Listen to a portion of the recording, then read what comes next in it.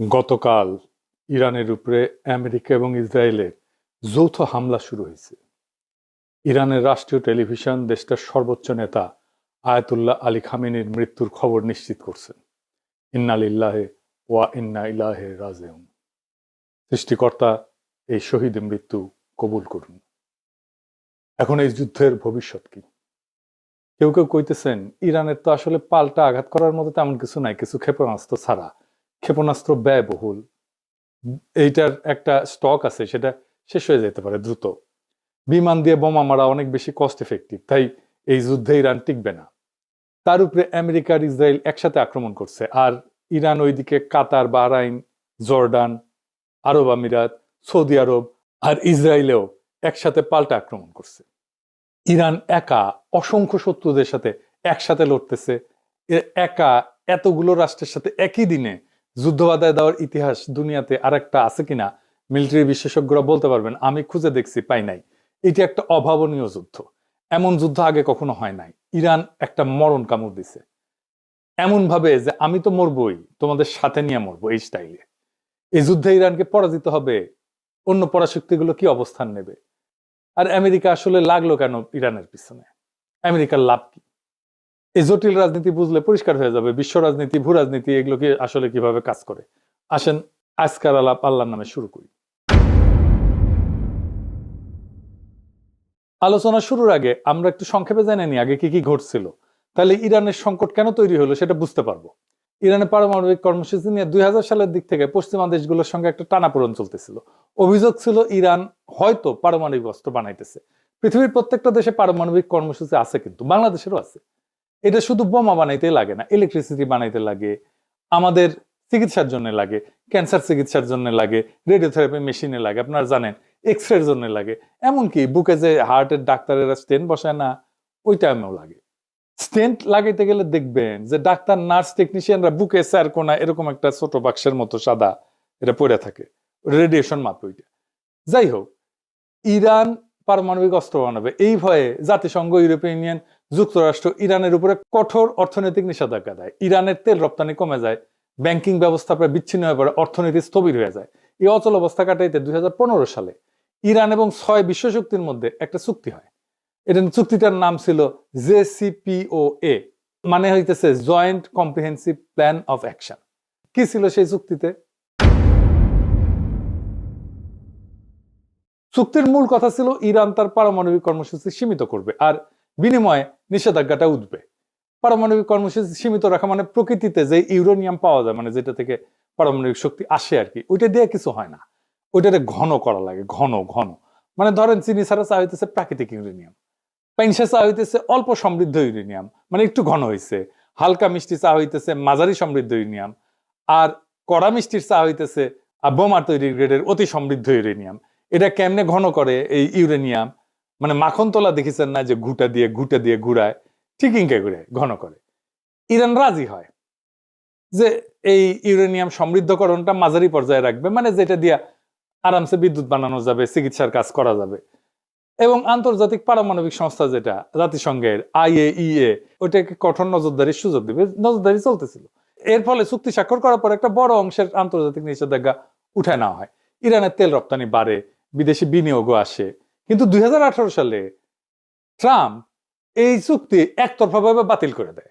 যুক্তি ছিল চুক্তিটা যথেষ্ট কঠোর না, মানে ট্রাম্পের পছন্দ মতো, মন মতো হয় না। আবার নিষেধাজ্ঞা আরোপ করা হয়। ইরান দেখে, আচ্ছা আমিও তো তাইলে ইউরেনিয়াম ঘন করব, আমার তো লাভ নাই, চুক্তিতে তো আমি নাই। তারা পারমাণবিক বোমা বানানোর মতো ঘন করে ফেলে ইউরেনিয়াম। কাছাকাছি ইরানের যুক্তি, আমেরিকা আগে চুক্তি ভাঙছে, আবার নিষেধাজ্ঞা দিছে, তাই বাধ্য হয়ে প্রতিক্রিয়া দেখাইতেছি। চুক্তি ভাঙার দায় যুক্তরাষ্ট্রের। এখন যুক্তরাষ্ট্র কি চায়? এক নাম্বার, ইরান যেন ইউরেনিয়াম আর সমৃদ্ধ নামার করে, মানে ঘন না করে। এটাই শেষ না, তার মজুদ যেটা আছে সেটা যেন কমায়, এটাই শেষ না। আবার কঠোর নজরদারিতে যেন রাজি হয়, এখানেই শেষ না। সে যেন তার ব্যালিস্টিক মিসাইলের কর্মসূচি ত্যাগ করে, এটা যেন আর না বানায়। আর কে? এটাই শেষ না, হিজবুল্লাহ আর ইয়ামেনের হুতিদের যেন সাহায্য না করে। আবার ইসরায়েল দাবি করে ইরানের পারমাণবিক অবকাঠামো পুরা চূর্ণ বিচূর্ণ করে দিতে হবে, এটা শেষ করে ফেলতে হবে, মাটির সাথে মিশাই দিতে হবে। একটা দেশে বাইরের দুইটা রাষ্ট্রের ইচ্ছা মতো চলতে হবে। আমেরিকা ইসরায়েল যা চাইবে তাই চলতে হবে, এটা কোনো মর্যাদা সম্পন্ন দেশ করবে? করবে না। এবার আসেন দেখি আসল প্রশ্ন, আমেরিকা ইসরায়েল কি ইরানকে হারাইতে পারবে?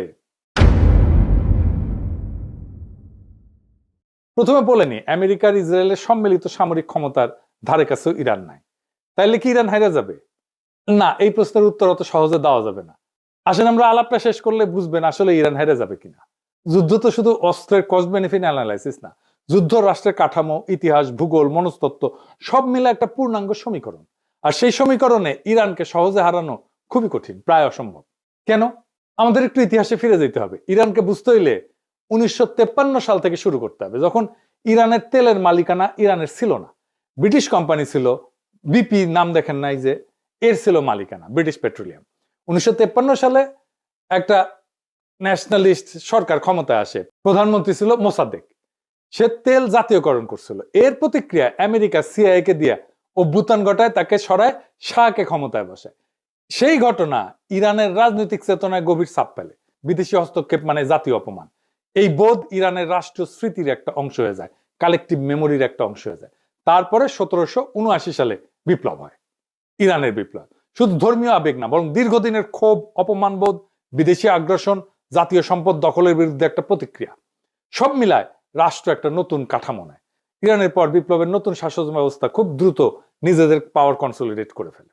সেনাবাহিনীর ভিতরে যে সমস্ত শাহপন্থী উপাদান ছিল সেগুলো ভেঙে দিয়ে তারা নিজেদের অবস্থান মজবুত করে ফেলে। ফলে বহু বছর পরেও সামরিক অভ্যুত্থান ও গণবিক্ষোভ এই সরকার কিন্তু পড়ে যায়নি। এটা কাকতালীয় না, এটা একটা কাঠামোগত ফল। কিছুদিন আগে সারা ইরানে ব্যাপক বিক্ষোভ হয়েছে না? আন্তর্জাতিক শক্তি সাপোর্ট দিচ্ছে, আমেরিকা সাপোর্ট দিচ্ছে, ইরান সরকার বর্বরভাবে রক্তপাত ঘটায় বিক্ষোভ দমন করছে। হাসিনার মতো পড়ে যায় না কিন্তু। যদিও ইরানের সমাজ গভীরভাবে বিভক্ত হয়েছে, ইরানের বর্তমান রেজিম পছন্দ করে না এমন ইরানিয়ানদের সংখ্যা বাড়ছে অনেক। 1980 সালে ইরাক আক্রমণ করে ইরানকে। প্রথম থেকে ইরান দুর্বল ছিল, এলাকা দখল হয়ে যায়। কিন্তু 1982 সালের মধ্যে ইরান অধিকাংশ দখলকৃত এলাকা পুনরুদ্ধার করে ফেলে। সাদ্দাম হোসেন ভাবছিলেন যে আক্রমণে ইরানের ভিতরে একটা অভ্যুত্থান হবে, বিপ্লবী সরকার পড়ে যাবে। বাস্তব হয়েছে উল্টা। যুদ্ধ রাষ্ট্রকে আরো সংহত করছে। জনগণ, সামরিক বাহিনী সবাই সরকারের পিছনে দাঁড়াইছে। এই যুদ্ধ দীর্ঘায়িত হয়েছিল, বিপুল প্রাণহানি হয়েছিল। খমিনি আপোষহীন ছিলেন। তিনি আমেরিকা সোভিয়েত দুই শক্তিকে গ্রেট শয়তান বলছিলেন। এর ফলে ইরাক ইরান যুদ্ধের সময় আমেরিকা, সোভিয়েত ইউনিয়ন, আরব রাষ্ট্র অনেকেই ইরাককে সাহায্য দেয়। সেজন্যই যুদ্ধটা দীর্ঘ হয়। তবুও ইরান রাষ্ট্র হিসেবে ভেঙে পড়েনি, বরং দীর্ঘ যুদ্ধ তাকে আরো যুদ্ধ সহনশীল রাষ্ট্রে পরিণত করছে। এই আক্রমণ ইরানকে আরো সংহত করবে কিনা সেটা আগামী কয়েকদিনের দুনিয়া দেখবে।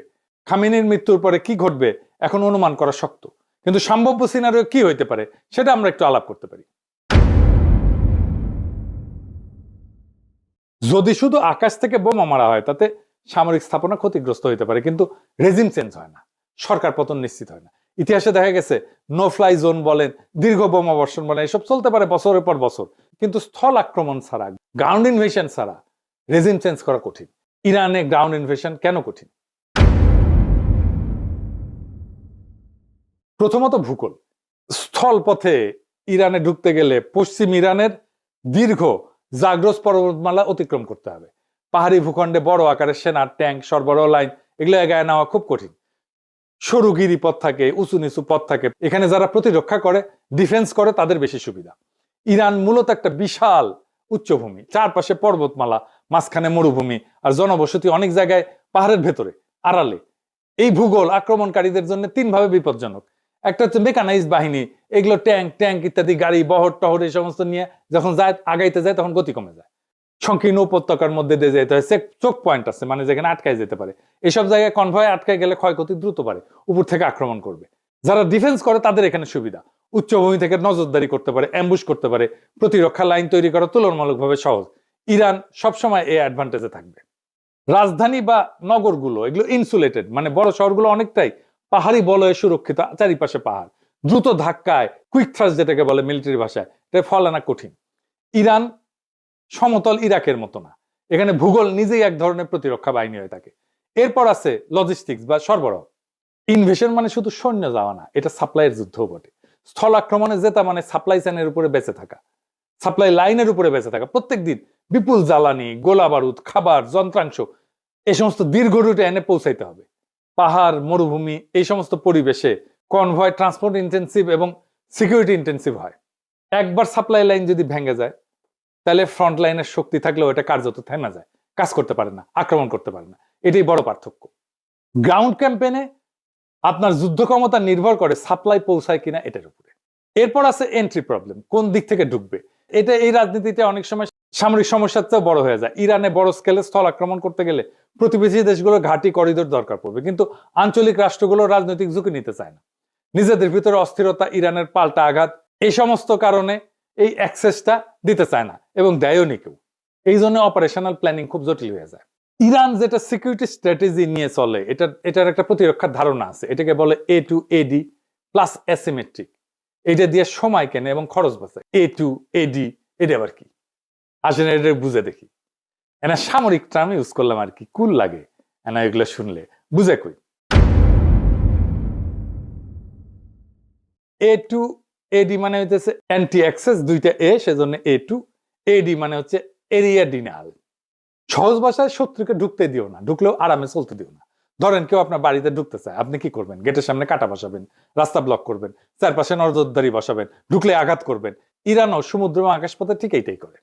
উপসাগরে ছোট ছোট দ্রুতগামী নৌকা থাকে, সমুদ্রের মাইন পথ থাকে, দূরপাল্লা ক্ষেপণাস্ত্র থাকে, ড্রোন থাকে, এয়ার ডিফেন্স থাকে। উদ্দেশ্য হচ্ছে আমেরিকা বা অন্য কেউ যেন সহজে বাহিনী ঢুকাইতে না পারে। আর অ্যাসিমেট্রিক, এটার মানে কি? অ্যাসিমেট্রিক মানে হচ্ছে শত্রু বড় এবং শক্তিশালী হইলে সরাসরি তার মতো লড়বে না, অন্যভাবে লড়বে। ইরান জানে যুক্তরাষ্ট্র প্রযুক্তি, বিমান, জাহাজে অনেক আগায়, তাই ইরান সরাসরি ট্যাঙ্ক বনাম ট্যাঙ্ক যুদ্ধ করতে যাবে না, বরং ছোট ছোট ছোট ছোট আঘাত, ড্রোন হামলা, প্রক্সি বাহিনী ব্যবহার করে মিসাইল ছড়ে দূর থেকে চাপ সৃষ্টি করবে, সাইবার হামলা করবে। এইভাবে বড় শক্তিকে ধীরে ধীরে ক্লান্ত করে ফেলবে। আর সময় কেনা মানে কি? ইরান জানে যে সে হয়তো দ্রুত যুদ্ধে জিতবে না, কিন্তু সে যুদ্ধ লম্বা করতে পারে। যুদ্ধ যত লম্বা হবে আমেরিকার খরচ বাড়বে, রাজনৈতিক চাপ বাড়বে, আন্তর্জাতিক সমর্থন কমতে পারে, জ্বালানির বাজার অস্থির হয়ে যাবে। অর্থাৎ ইরানের কৌশল হইতেছে দ্রুত হারবো না, যুদ্ধকে এমন ব্যয়বহুল বানাবো যাতে শত্রুই ক্লান্ত হইয়া যায়। আর খরচ বাড়ানো মানে শুধু টাকা পয়সা খরচ না, খরচ বলতে অর্থনৈতিক খরচ তো আছেই, তার সাথে সামরিক ক্ষয়ক্ষতি, রাজনৈতিক ক্ষতি, আন্তর্জাতিক চাপ। ইরান চেষ্টা করে যেন প্রতিপক্ষ ভাবে এই যুদ্ধে ঢুকলে লাভের চেয়ে ক্ষতি বেশি। এটাকে বলা হয় ডিটারেন্স। মানে এর জন্য শত্রুপক্ষ দূরে থাকবে, আক্রমণ করার আগে 10 বার ভাববে। এরপর আছে টেক দ্য সিটি সমস্যা, মানে শহর দখল করে ফেলে হারায় দেওয়া। এটা কিরকম, এটা একটু বুঝে দেখে, এটা মজার বিষয় আছে। ইরানের জনসংখ্যা বড় এবং অনেক, 31টা প্রদেশ আর 1,500 শহর। বড় শহরে 30টা, তারও বেশি। বড় শহরে ঢুকলে যুদ্ধ বদলায় যায়, কিন্তু ট্যাঙ্ক, আর্টিলারি অ্যাডভান্টেজ কমে যায়, স্নাইপার গুরুত্বপূর্ণ হয়ে যায়, তারপরে মাইন টাইন, ছোট ইউনিটের প্রতিরোধ, এই সমস্ত বাড়ে। বেসামরিক ক্ষয়ক্ষতি দ্রুত রাজনৈতিক সংকট তৈরি করে ফেলে। এরকম শহর দখলের পর্যায়ে গেলে এটা রাজনৈতিক সমস্যা শুরু হয়ে যায়। রাশিয়ায় এক স্ট্যালিনগ্রাদ শহরকে কবজা করতে পারে না হিটলার, লেজ গুটায় পালাইতে হয়েছিল। ইউক্রেনের শহর হইতেছে 450 মতো, রাশিয়া মাত্র 6-7টা দখল করতে পারছে এই 4 বছরে যুদ্ধে। এই জন্য আমেরিকা বড় আকারের যুদ্ধ দীর্ঘদিন চালাতে পারবে না। কেন? এটা আমার কথা না, ওয়াশিংটন পোস্টে আমেরিকান জেনারেলরা বলছে যুক্তরাষ্ট্রের কাছে এখন পর্যাপ্ত গোলা বারুদ, রকেট, ইন্টারসেপ্টার এগুলো নাই, যা বড় আকারে দীর্ঘ সময় যুদ্ধ চালাইতে পারে। এবং অনেক মধ্যপ্রাচ্যের দেশও তাদের ঘাঁটিগুলো যুদ্ধের কাজে দিতে রাজি না। এটা বড় ধরনের সামরিক অভিযানের জন্য একটা বড় বাধা, ওয়াশিংটন পোস্টের জেনারেলরা বলছে, আমেরিকান জেনারেলরা। আর 2 নম্বরে দিচ্ছে রাজধানী পতন মানে রাষ্ট্রে পতন না। তেহরান দখল হইলেও সরকার পূর্বাঞ্চলে সরে যায়, যুদ্ধ চালাইতে পারে। ইতিহাসে বহুবার দেখা গেছে রাজধানী হারা রাষ্ট্র লড়াই চালায় গেছে। মস্কোতেই তাই হয়েছে, নেপোলিয়ান গেছে, মস্কো দখল করছে, ওরা চলে গেছে দূরে, পরে আবার ফিরে আসছে। এবং নেপোলিয়ান ওই রাশিয়ার যুদ্ধে হারছিল, কিছুই করেনি, শুধু বসেছিল রাশিয়ান সোলজাররা। যাই হোক, তৃতীয়ত রাজনৈতিক মনস্তত্ত্ব। বাইরে থেকে হামলা হলে সরকার এটাকে বিদেশি আগ্রাসন হিসেবে তুলে ধরতে পারে, জাতীয়তাবাদী ঐক্য তৈরি করতে পারে। যে জনগোষ্ঠী সরকারের সমালোচক তারাও অনেক সময় দেশের প্রশ্নে একসাথে দাঁড়ায় যায়। দেখেন ইরানে বোমা মারতেছে, যে যুদ্ধ শুরু হইতেছে জন্য ইরানিরা খুশি যে তারা জবাব দিতে পারে। চতুর্থত আমেরিকার নিজস্ব রাজনৈতিক বাস্তবতা। বড় আকারের স্থলযুদ্ধ মানে বিপুল খরচ, দীর্ঘ সময় আভ্যন্তরীণ রাজনৈতিক চাপ। শুধু নৌ এবং বিমান শক্তি দিয়ে সীমিত হামলা চালানো তুলনামূলকভাবে সহজ, কিন্তু স্থল বাহিনী মোতায়েন করা একটা ভিন্ন মাত্রার সিদ্ধান্ত। আরেকটা দিকে হচ্ছে এয়ার স্ট্রাইকও কিন্তু সস্তা না। আধুনিক জেট বিমানে প্রত্যেক ঘন্টার ফ্লাইং খরচ, নির্ভুল অস্ত্রের মূল্য, সব মিলায় দীর্ঘমেয়াদী বোমাবর্ষণও কিন্তু খুব ব্যয়বহুল। যদি দ্রুত রাজনৈতিক ফল না আসে, তাতে আক্রমণকারী পক্ষের আগ্রহ কমে যেতে পারে। ইয়ামেনে হুতিদের উপরে দীর্ঘ বোমাবর্ষণ করছে আমেরিকায়, তাও হুতিরা আত্মসমর্পণ করছে? করে নাই। সব মিলায় সমীকরণটা এরকম যে ইরানের সামরিক সক্ষমতা হয়তো সীমাহীন না, ক্ষেপণাস্ত্রের মজুদ সীমিত, কিন্তু যুদ্ধে যেটা মানে শুধু প্রতিপক্ষের অস্ত্র শেষ হওয়া না, রাষ্ট্র ভাঙতে হইলে ভেতরের কাঠামো ভাঙতে হয়। আর ইরান বিপ্লব পরবর্তী 4 দশকে নিজেদের এমন ভাবে গড়ে তুলছে যে বাইরের আঘাত তাকে দুর্বল না করে এরকম সময় তাকে আরো সংহত করতে পারে। সুতরাং বর্তমান যৌথ হামলা ইরানকে ক্ষতিগ্রস্ত করতে পারে, কিন্তু শুধু আকাশ যুদ্ধ দিয়ে ইরানের সরকারকে সরানো, রাষ্ট্র কাঠামো ভেঙে ফেলা তা সহজ বা নিশ্চিত না। এরপরে ইরানের হাতে আছে 2টা স্ট্র্যাটেজিক অ্যাসেট। কি সেটা? এইটা পারমাণবিক বোমার চাইতে শক্তিশালী। একটা হইতেছে হরমুজ প্রণালী, 20 মিলিয়ন ব্যারেল তেল যায় প্রত্যেক দিন এটা দিয়ে। 8টা দেশের তেল যায় সারা দুনিয়ায়, ইরান, ইরাক, ওমান, আমিরাত, সৌদি আরব, বাহরাইন, কাতার, সারা দুনিয়ার 20 থেকে 25% তেল এই ছোট্ট সাগর পথ দিয়ে যায়। এইটা ইরানের নিয়ন্ত্রণে। সৌদি, কুয়েত আর কাতারের 90% তেল এই রাস্তায় যায়। আর একটা হইতেছে ইয়ামেনের পাশে আর একটা গুরুত্বপূর্ণ প্রণালী আছে, তার নাম হয়েছে বাব এল মান্দেব। এইটা লোহিত সাগর আর গালফ অফ এডেন এই দুইটাকে যুক্ত করে। এর মাধ্যমে জাহাজগুলো সুয়েজ খাল হয়ে ইউরোপ, এশিয়া এই রুটে চলাচল করে। এদিক দিয়ে তেল যায়। এখান দিয়েও প্রত্যেক দিন ধরেন 7 থেকে 10 মিলিয়ন ব্যারেল তেল, পেট্রোলিয়াম পণ্য এইদিকে যায়। এইটা প্রায় 10%-এর মতো তেল পরিবহন করে বৈশ্বিক তেলের। এটাও ইরান হুথিদের দিয়ে আংশিক বা পুরোপুরি বন্ধ করে দিতে পারে। এতে কোন কোন দেশ ক্ষতিগ্রস্ত হবে? আমরা তো হবই। আমরা দুধবাদ, ইন্ডিয়া হবে, ইউরোপ হবে, চায়না হবে, ব্যাপকভাবে ক্ষতিগ্রস্ত হবে। সেটা বড় ব্যাপার না, কিন্তু এই কারণেই বলা যায় ইরানকে আঘাত করা সম্ভব, কিন্তু সেটা ইতিহাস, ভূগোল এবং রাষ্ট্র কাঠামো বিচারে তাই অসম্ভব। এখন প্রশ্ন হইতেছে ট্রাম্পের কি লাভ ইরানকে আক্রমণ কইরা? অন্য লাভের মধ্যে আছে আমেরিকাকে ট্রাম্প তো গ্রেট বানাবে, মেক আমেরিকা গ্রেট এগেন। ও গুয়াত নাই সাম রাধাকৃষ্ণের নাম। তো এখন যারা ওর কম্পিটিটর, মানে ধরেন ইউরোপ, তারপরে চায়না, তাদের চাপে ফেলতে পারে। ইউরোপ আর চায়নাকে সে যুদ্ধ বাধা এই দুই শক্তিকে চাপে ফেললো, তেল পাইলো না, এক্সট্রা লাভ।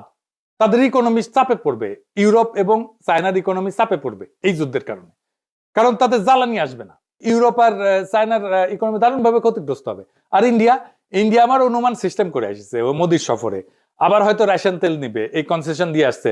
ট্রাম্প তো কিছু না পাইলে কিছু দেয় না। একবার তো নেতা নেওয়ার মনোরঞ্জনের জন্য নাচছিল মোদি, এপস্টেন ফাইলে আসিছে। এইবার আমার অনুমান আফগানিস্তান আর পাকিস্তানের মধ্যে যুদ্ধটা ওই মোদি লাগাইছে, পাকিস্তানকে সীমান্তে বিজি রাখবে। এখন তালেবান আর ইন্ডিয়া তো জিগরি দোস্ত, পাকিস্তান যেন কোনোভাবে আর এইদিকে নজর দিতে না পারে, সাহায্য করতে না পারে ইরানের। সে তো আবার ইরানের বন্ধু। আবার ভারতীয় রাষ্ট্রায়ত্ত company India ports global limited, সে ইরানের চাবাহারের শহীদ বেহেশতি টার্মিনাল পরিচালনা করে। ভারত সেখানে ক্রেন, কার্গো হ্যান্ডলিং এই সমস্ত ইকুইপমেন্ট বসাইছে। এখান থেকে কোনো গোয়েন্দা তথ্য নিতে পারে। এই পোর্ট হয়তো তাদের কাজে লাগতে পারে ইসরায়েলের। ইরানের এই পোর্ট ম্যানেজমেন্টের দায়িত্ব তো উচিত হয় নাই দেওয়া ইন্ডিয়ারে, ইরানের। ওরা তো আবার সবার বেশি বুঝে। আবার ওমানের ডোকোমেও একটা পোর্ট আছে যেখানে লজিস্টিক অ্যাক্সেস আছে, মেনটেন্যান্স অ্যাক্সেস আছে ইন্ডিয়ার। এটা আবার হরমুজ প্রণালীর জাস্ট বাইরে।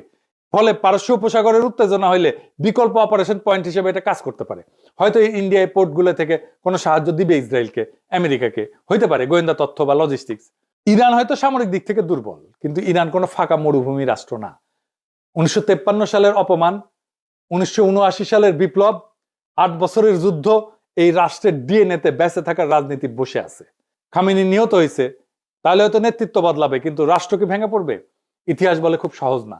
যদি শুধু আকাশ হামলা হয় অবকাঠামো ক্ষতিগ্রস্ত হবে, কিন্তু রেজিম চেঞ্জ এটা স্থল আক্রমণ ছাড়া প্রায় অসম্ভব। ইরান হয়তো দুর্বল, কিন্তু কোন ঠাসা রাষ্ট্র সবচেয়ে বিপজ্জনক হয়? এই যুদ্ধের ফল নির্ভর করবে কে বেশি শক্তিশালী তার উপরে না, বরং কে বেশি সময় ধরে টিকতে পারবে তার উপরে। আর বিশ্ব রাজনীতি আজ আবার প্রমাণ করছে ভূ রাজনীতি মানে মানচিত্রের রেখা না। ভূ রাজনীতি মানে শক্তি, স্মৃতি, অর্থনীতি আর প্রতিরোধের সমীকরণ। আসন্ন দিনগুলো নির্ধারণ করবে এটা কি একটা সীমিত সামরিক অভিযান নাকি নতুন এক বৈশ্বিক অস্থিরতার সূচনা। আল্লাহ আমাদেরকে সবাইকে হেফাজত করুন। এই রক্তক্ষয়ী যুদ্ধ বন্ধ হোক। ইনকিলাব জিন্দাবাদ।